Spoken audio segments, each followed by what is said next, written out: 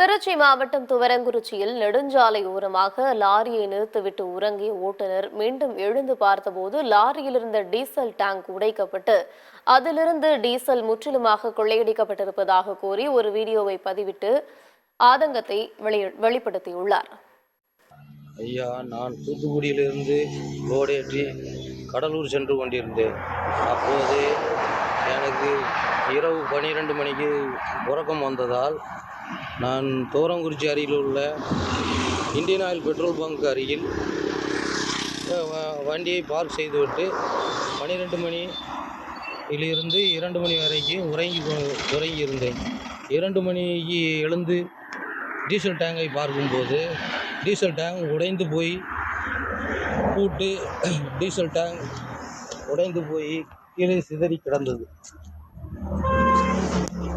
போலீஸில் புகார் கொடுத்தேன். இதுவரை போலீஸில் தக்க நடவடிக்கை எடுக்கவில்லை.